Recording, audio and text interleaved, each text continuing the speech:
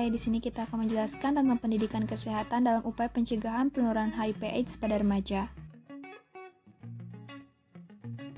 Apakah kamu tahu apa itu HIV dan AIDS? Dan mengapa remaja adalah salah satu populasi berisiko terkena HIV dan AIDS? HIV adalah Human Immunodeficiency Virus, di mana virus merusak sistem kekebalan tubuh loh. Dan untuk AIDS adalah Acquired Immune Deficiency Syndrome, di mana stadium akhir dari infeksi virus HIV. Dan mengapa remaja adalah salah satu populasi berisiko terkena HIV dan AIDS? Karena mereka memiliki sifat dan perilaku bawaan akan rasa ingin mengetahui segala hal yang menarik bagi mereka.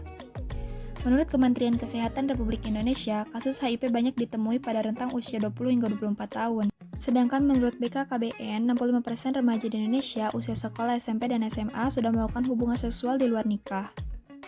Nah, lalu apa hubungan HIV dengan hubungan seksual di luar nikah? Pasti penasaran kan? Yuk kita simak penjelasan dari teman-teman kita. Jadi, apakah ada hubungannya seks di luar nikah dengan HIV? Jelas ada ya teman-teman. Nama HIV/AIDS mungkin bukan nama yang asing lagi yang terdengar di telinga kita. Virus yang dapat menyebar melalui kontak dengan 3 cairan tubuh, yaitu yang pertama ada darah, yang kedua cairan seksual, yang ketiga air susu ibu yang mampu melemaskan imunitas tubuh kita dengan cara menyerang sel darah putih yang bernama CD4. CD4 ini bekerja seperti saklar. CD4 ini berfungsi untuk menghidupkan atau mematikan imunitas ketika ada bakteri yang masuk ke dalam tubuh kita. CD4 inilah yang menjadi sasaran utama virus HIV atau Human Immunodeficiency Virus, sering disebut dengan ODA atau orang dengan HIV/AIDS.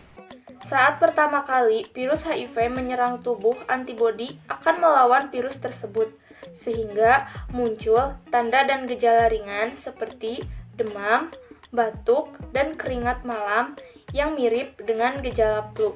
Fase ini adalah fase pertama perjalanan HIV menjadi AIDS dan berlangsung selama 2 hingga 6 bulan.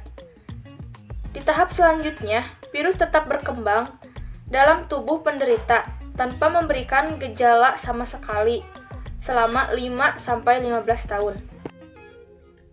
Ketika imun tubuh terus dilemahkan, muncullah beberapa infeksi oportunistik yang sulit disembuhkan, seperti pembengkakan kelenjar limpa, sariawan, dan batuk berbulan-bulan.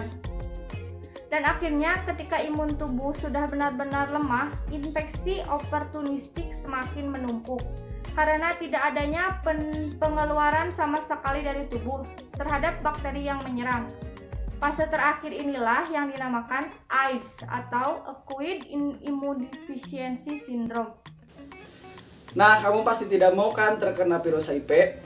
Jadi kamu harus pintar menjaga tubuh kamu dari virus ini dengan cara menghindari virus tersebut.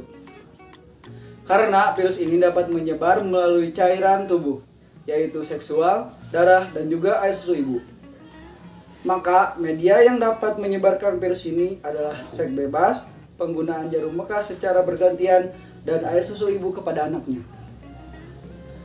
Perilaku beresiko seperti seks bebas tanpa pengaman, menggunakan pisau cukur bekas, jarum suntik bekas, jarum tato, dan jarum tindik, dan jarum lainnya secara bergantian sangat berpotensi menyebarkan virus HIV.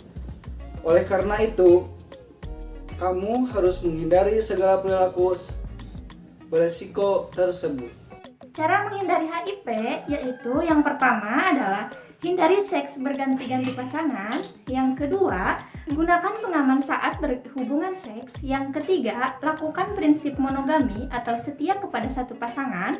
Yang keempat, jangan menggunakan jarum suntik atau alat cukur bekas. Makanlah makanan yang bergizi dan serat seimbang, dan berolahragalah secara teratur untuk meningkatkan imunitas tubuh. HIV/AIDS, jauhi penyakitnya bukan orangnya.